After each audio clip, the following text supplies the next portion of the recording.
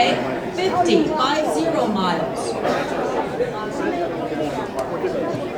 my husband going to sit down? He was busy talking. 50 miles, 100 miles, 250 miles. Wow, 500 miles, 1,000. That's very, very impressive, and I'd like to acknowledge all of the guests that traveled that outstanding distance. Well, we got a little competition going on here. Are you in the continental U.S.? Oh, continental U.S. Okay, that's what I needed to do. So the two gentlemen who have remained standing are representing the Baltic states, and I'd like to acknowledge Jānis Puriņš, who has arrived as the maestro representing Latvia. And so,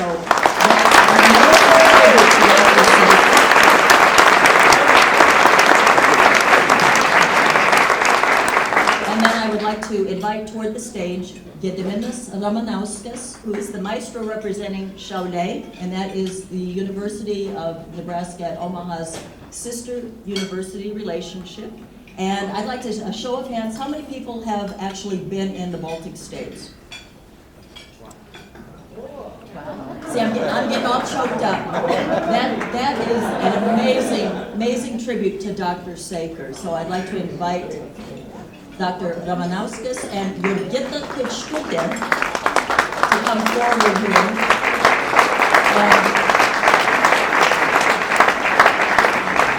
I'm born and raised in Omaha, and though the three of us have different backgrounds, the ethnic background is the same. We are all three Lithuanians, and our lives have been deeply impacted, hope I can get through this, by Dr. Saker. And it is with the most joy and pleasure that I can share that Baltic heritage with this wonderful group of people. My husband and I have had the pleasure of occasionally traveling with some of you so that we could actually firsthand share that experience. And I'm very, very grateful that Dr. Saker had invited us to come along on those experiences, and they have been some of the highlights of my entire life, and I'm so thankful for that. Each one of us has been deeply impacted by Dr. Saker. I will be looking at him again. South Carolina, okay. And Jurgita's life, we had the by chance meeting with Jurgita when we were in Šiauliai, and I'm just going to put in the plug for myself here. That was on my honeymoon. Bruce and I went on our honeymoon with like 42 other people. Not exactly what most people do, but we had that opportunity, and very glad we did. Jurgita happened to be walking by and got enlisted to help us. And through that process, not only is she a UNO undergrad, received her undergraduate degree from there, she also received her master's degree from here. And again, credit to Dr. Saker for making that life impact. Same, not quite the same kind of story, but Dr. Ramanauskas also feels a deep brotherly love to Dr. Saker, and he was a surprise guest. We were able to keep it secret from Jim that Gediminas was going to be here at this event, and so thrilled that we could do that. And they have a musical presentation that they will be providing. It is entitled Little Star. You are a beautiful and amazing star shining high in the blue heavens. You light the beloved woodlands. You shine upon us, and you light our path. Your brilliance makes the night shimmer like the most amazing smile. My song of dreams is complete. You are a beautiful and amazing star, shining high in the blue heavens. You light the beloved woodlands. You shine upon us, and you light our path.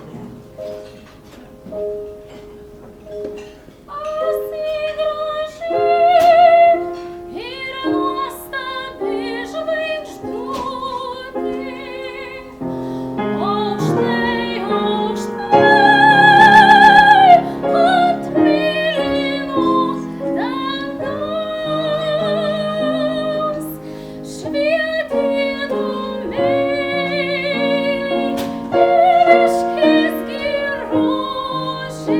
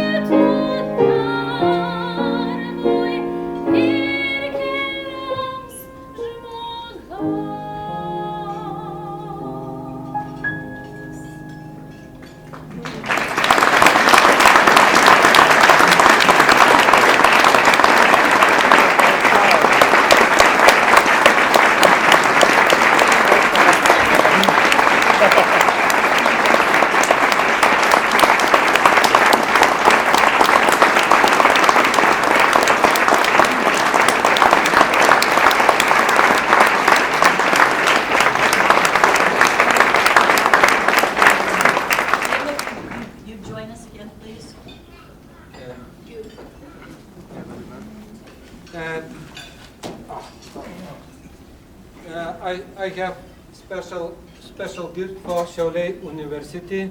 This pro rector from friend, dear or friends, Jame Saker. And in Lithuania tradition, in all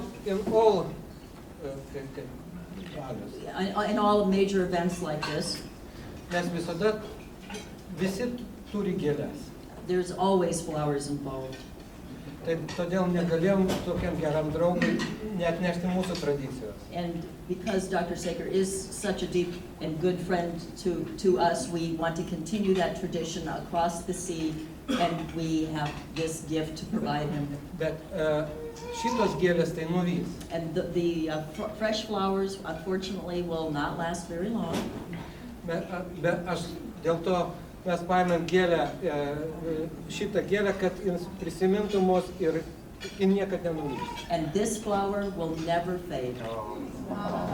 Always remember us.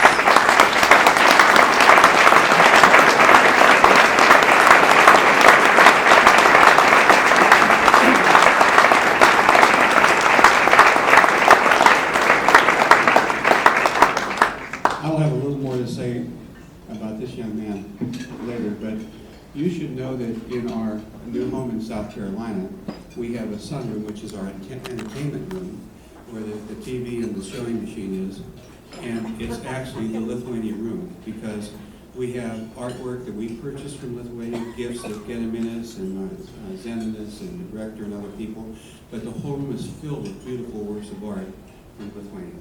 And so we have one good piece to add. Thank you so much.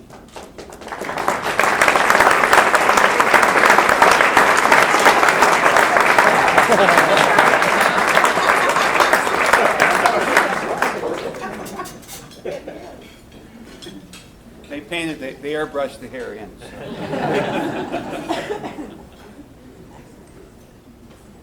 Where can I get some of that?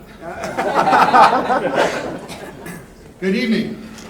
Hi, Jame. I get the good job. Our next guest played no small part in the series of events that ultimately brings us all together again here tonight.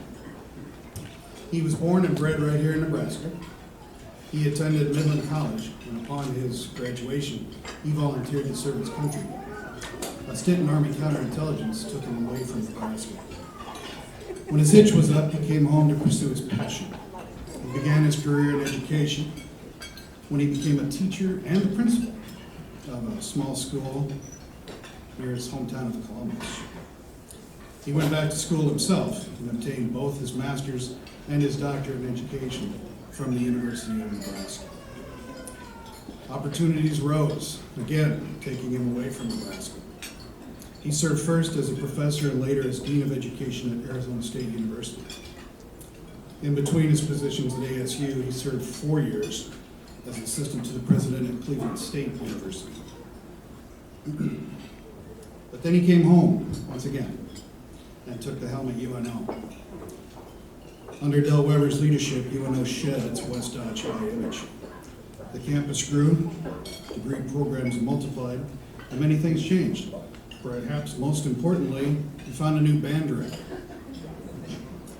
And he became one of the strongest supporters of the program. In the early 1980s, in the olden days, the Webers once had the entire marching band over to their home for dinner. When we arrived, Dr. Weber asked Coach to introduce each of us by name. When we had eaten everything but the plants, we left. And as we left, Dr. Weber thanked us for coming, each of us, by name, not forgetting a single one, not even Norm Majors. If my memory serves, we marched about 120 at the time. So after 32 years or so, it's only high time and fitting that we actually return the favor and had you guys over for dinner, isn't it? Dr. Weber remains active in our community and is a recipient of numerous honors, including the United Way of the Midlands Citizen of the Year. He was the Omaha Club's Man of the Year, and he's a past King of Exarban. He's an asset to our city. He was a boon to this university. and he's a great friend of the band. Dr. Saker would never have accepted the position at UNO if it had not been for Dr. Weber's personal efforts to convince him to take the job. That's a direct quote from Coach. Dr. Saker would never have accepted the position at UNO if it had not been for Dr. Weber's personal efforts to convince him to take the job. I might also add that we may not have had to play Betty Davis Eyes 12,000.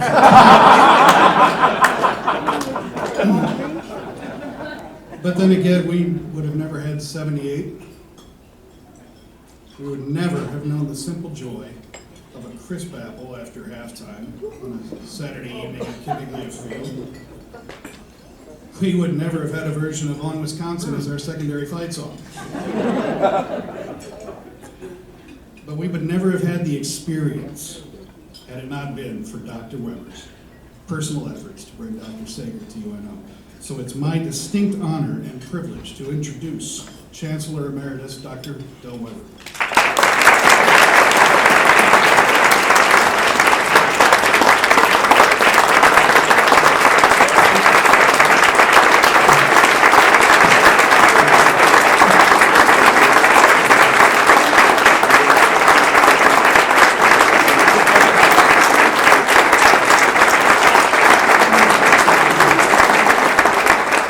You've got this all wrong. We're honoring Jim Sager. You know, I feel very uncomfortable because I'm going to have to throw a kind of a wet blanket on these proceedings. And I hope you're not angry when I finish. But seeing you all this evening, I simply have to ask the question, why? Why are you doing this? I want to tell you, I know this man. He is no John Philip Sousa. I would think most of you would have something better to do on a Saturday night than be here at tennis.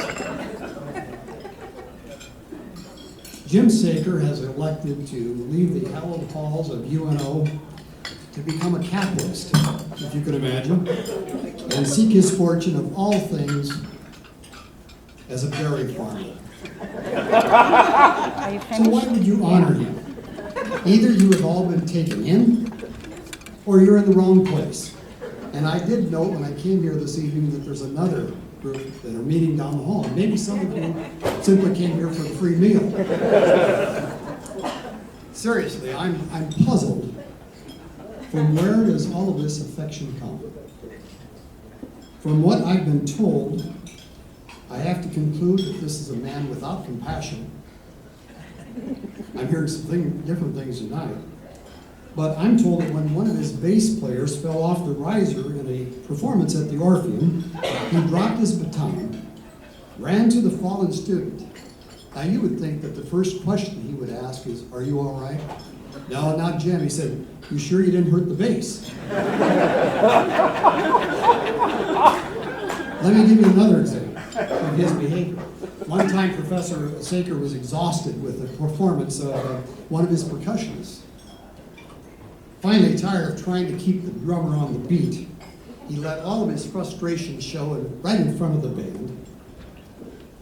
And he said, "Well, I shouldn't be surprised you can't stay on the beat. When a fellow can't play an instrument, they give him 2 sticks and make him a drummer." There was a murmur from the percussion section, and someone was heard to say, "And yes, and when they can't play the drum, they take 1 stick away."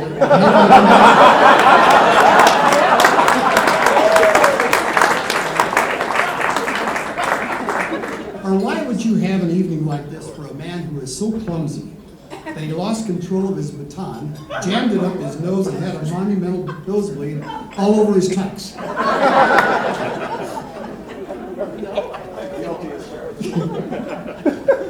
Why would we come together for someone like this who's a con man? Now hear me out. I know something about this con because I was one of his victims. Dr. Saker had a fundraiser for another one of his band trips, a junket over to Europe, where he was selling opportunities for lay people to direct the band. He sent me a letter asking for a donation. I replied telling him I had no wish to conduct his band, but I sent $100 for the cause anyway. Shortly, I received a note from him telling me that President Roskins had given $1,500, and perhaps I might like to reconsider my contribution. Now, I did not want to seem miserly, but neither did I want to fork over $1,500. Well, I didn't up the pledge. Later in a meeting with Jim and a few of his conspirators, he confessed. He had sent the same letter to President Roskins telling him that I had given $1,500 and that Roskins might like to up his pledge. Now, how do you explain that kind of behavior? And you're all here this evening because you think that's such great behavior. I must say this, though, in terms of compassion, sometimes when he goes overboard, I guess it's for a reason. On a band trip to France, a band member told him that she had lost her prescription drugs.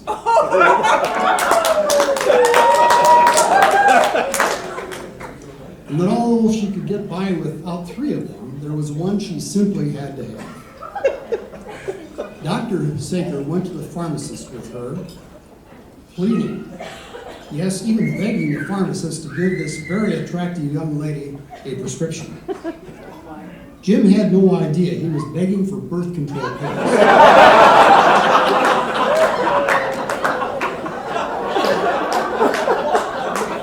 But the pharmacist did. Can you imagine how that looked? This pleasingly plump 60-year-old man, probably wearing a UNO shirt, begging for birth control pills with an attractive young lady in her 20s. I'm surprised they didn't arrest him on the spot. I suspect that Cheryl had it figured out a long time I was before Jim. behind him rolling on the floor. Yes, I'm sure you did. And I know you had to get a big kick out of that because here was this French pharmacist, and he was disgusted, obviously, with this apparent old man's intentions. Well, obviously, I jest. When I was asked to say something about Jim this evening, I decided to do the thing you really should do when you want to know something about someone. You talk to the students. I was blown away by what the students told me. Listen to a few of these. I had planned to go to UNL. I love their marching band, but Dr. Saker fought so hard for me to come to UNO that I decided to enroll here. It was a good decision. I wouldn't be who I am today without him. He had a genuine interest and he was invested in me. When I married, he even provided a band at our wedding. He was a great friend and a mentor. He set me up with scholarships and he was always there for me. Another said he always knew the students' names. And just not the students, he even knew the names of the siblings and their parents. And he never forgot them because it was always more than just a job to him. He had a great command of the band, said another, not by intimidating the band members, but by treating them with respect. I loved to visit with him, said another person. I felt he was my friend, but I also respected him as a professional. Jim just knew the inflection point between friendliness and professionalism. I'm grieving at his retirement because he will not be able to teach my children. One of the non-music majors said, I came to a band practice in the fall of 1981. I was a business major and I could very well have disappeared after that first experience. But after practice, Jim asked me to join the other members for a picnic at Elmwood Park. And he made me feel that I was a part of the group. Without that, I could have disappeared. Along this line, another alumnus said, non-music majors like me, who were extensively involved in the band, speak a lot to the coach's character.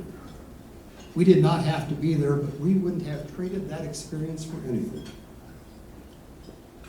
Another said he believed in me when I didn't believe in myself. He had a huge impact on my life. He was a groomsman also at my wedding.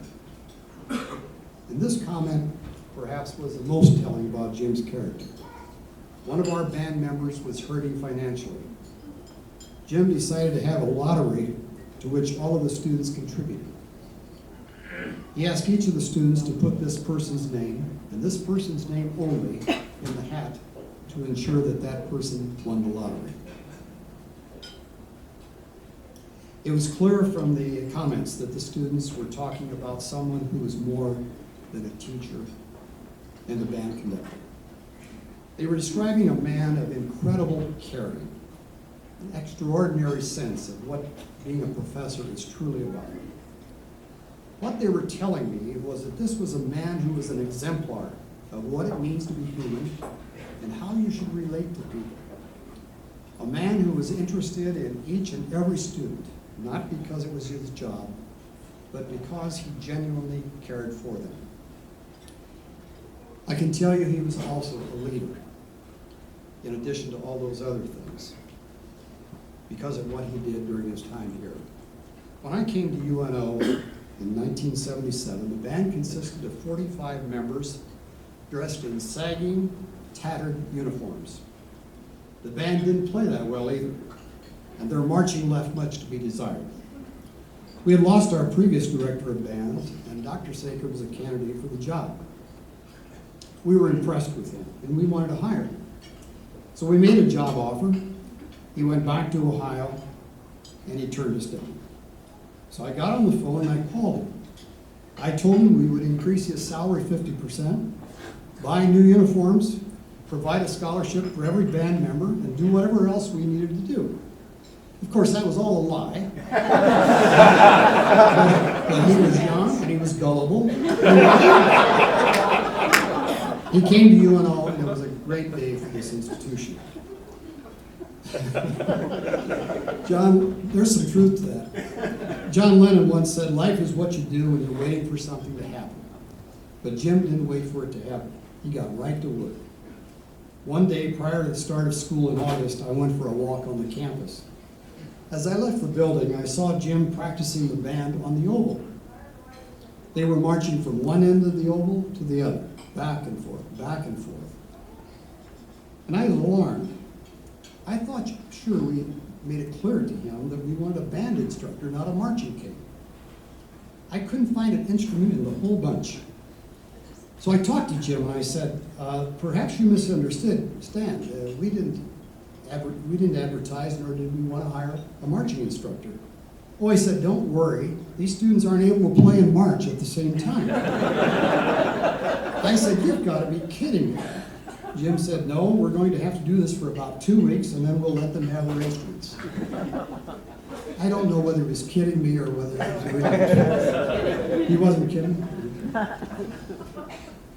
Well, we raised several $1,000s for new band uniforms, and I waited with great anticipation for the first football game. The new uniforms had not yet come, but Jim had the band decked out with black trousers and white shirts. And I knew that night that great things were going to happen. I watched with pride as the band matured into one that made every person proud. Choreography, the playing, the marching, and the formations were all special.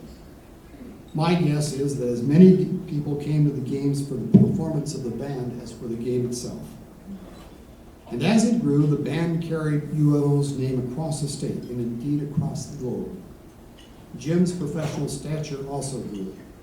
He was respected by other music people across the state, and they not only elected him to every position available in the state association, but they heaped the highest honors on him. Let me tell you, those honors do not come if your colleagues do not have high respect and like you. I suspect that all of you are aware of the role Jim and Cheryl played in the accident in Tabor, Iowa, when Jim rushed to a man who had his arm severed in a farm accident. Jim saved this man's life by having the presence of mind to immediately call for the location of the nearest fire station where the man could be worked on. He knew that the hospital was too far away for this man to survive. If not for Jim's foresight to call the fire department, that man likely would have died. When Jim first told me this story, I was struck by the matter-of-fact way he discussed it, as though it were not a big deal, but it was. Over the years, I've pondered why UNO, although an urban campus, and at that time without residential facilities, seemed to have such a friendly, warm culture. It was different than any university I had served. What I concluded was that it was people like Jim Saker who came, who stayed, did their work well, and helped UNO grow in stature. So often in a university, you have people who come, who shine like a bright meteor in the sky, and then burn out very quickly, or look for other places in the galaxy we call higher education. Jim could have done that. I'm sure he was offered several jobs elsewhere, but he stayed, and he made all the difference in the world for this institution. He helped create that culture, a culture that one might find on a small college campus, but not one of 15,000 students. Of course, that's not the result of just one person, but certainly it's a reflection of one. And I will be ever grateful for his part in creating it. If I were to use just one word to describe my respect for Jim Saker, I would choose one that I rarely use. It is an old Yiddish word called mensch. Mensch describes someone to admire and emulate, someone of noble character, rectitude, dignity, a sense of that which is right. That's Jim Saker. Jim and Cheryl, thank you so much for what you've done for this institution and the students with whom you have worked. We will miss you, but we wish you Godspeed in your new journey. Thank you very much.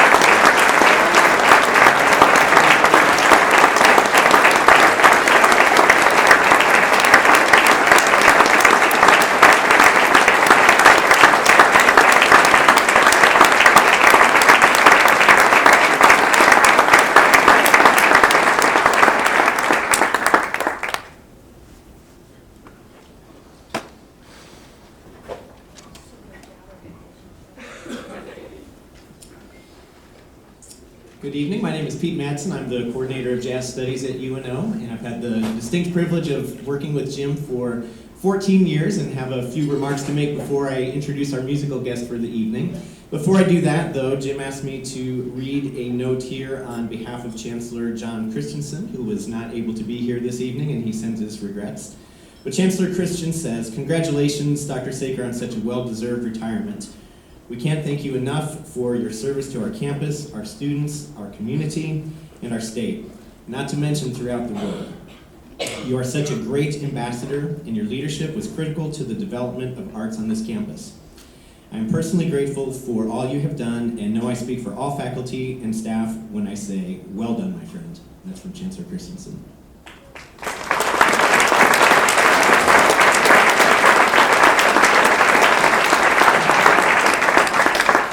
So Ruta had people stand to indicate where they had traveled or how far they had traveled.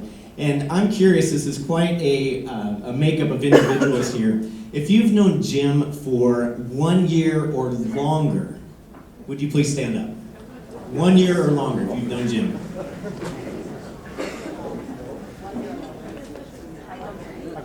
A few people are seated, okay, most people are standing. Would you remain standing if you've known Jim for 5 or more years? All right, remain standing if you've known Jim for 10 or more years. Lost a few there. All right, 15 or more years. I would be sitting down now. Stay up if you've known Jim for 15 or more years. Okay, stay up if you've known Jim for 20 or more years. 25. Do I hear 30? That's me. Wow. Oh, get up! Jim's son just sat down. Can't get away with that with this guy. 35. Wow, 40. If you've known Jim for 45 or more years, stay standing. 50. Oh, what do I get? 51. Hey, Hey!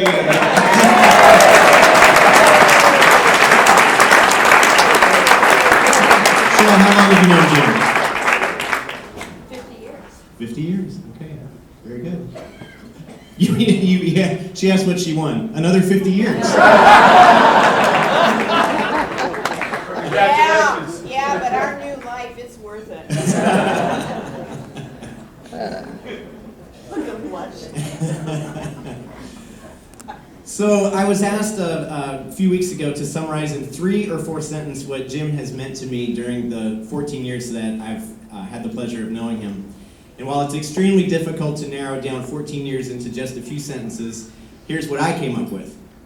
For 14 years, Jim Saker has been my colleague, mentor, friend, confidant, advisor, counselor, coach, role model, teacher, leader, boss, travel companion, example, and cheerleader. And that last one may seem kind of unusual, but for me it's the most meaningful description of all because he believed in me even when I didn't believe in myself. And for that I'm eternally grateful. Jim's legacy will continue for many years in many ways, but perhaps his most lasting impact will be seen in the area of music scholarships. He probably wouldn't want me to say this publicly, but the truth of the matter is that over the years, Jim has single-handedly raised hundreds of thousands of dollars in support for the UNO music department, mostly for music scholarships. You should know that these scholarships have benefited the entire department, not just the band area. As a matter of fact, many of you here today were able to afford your education at UNO because of the music scholarships that you received. Some of you would probably not be in this room today were it not for the music scholarship assistance you obtained while working on your degree. And it is highly likely that the scholarship fund from which you benefited was in place because of Jim Saker and his tireless work as an advocate for the entire UNO music department for 36 years. If you received music scholarship assistance while you were here in school at UNO, would you please stand and help me thank Jim for his work in the area of scholarship fundraising?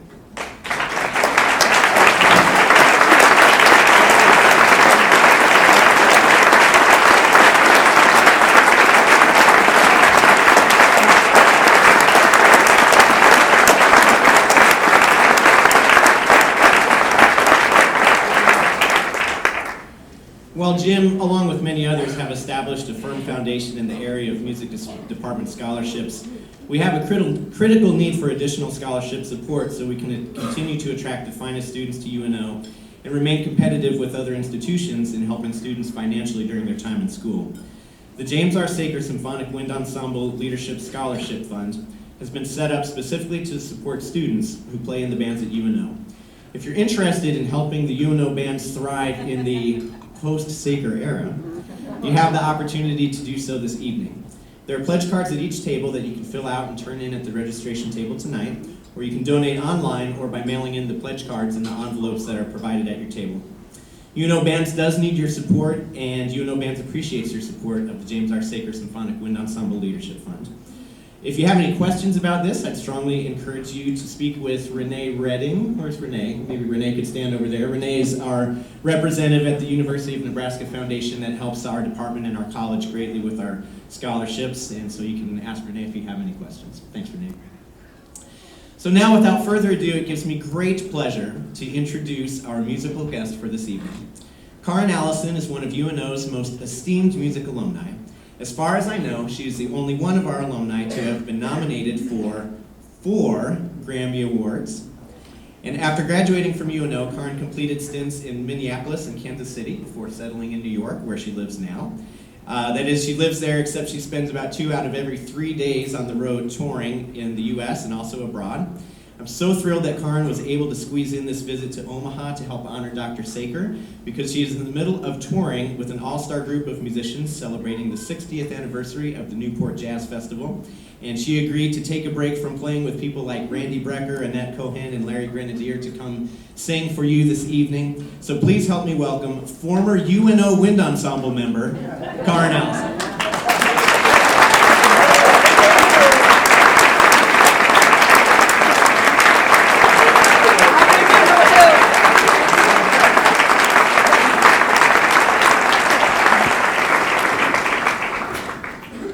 Thank you. I'm really happy to be a part of this event. I don't have anything real prepared to say except that as a piano performance major, which is what I wasn't in a marching band or anything like that, but I did get an opportunity and was asked to play with the wind ensemble, and I'll never forget the piece, Respighi's Pines of Rome. And I was so scared, kind of like I am right now. But it was very thrilling for me to be able to play with your band, Dr. Saker. And I have many fond memories of UNO. Wonderful professors, and I see several of them here tonight, including Dr. Saker. And but I know how important it is to have positive educational experiences when you're just coming up. In fact, it's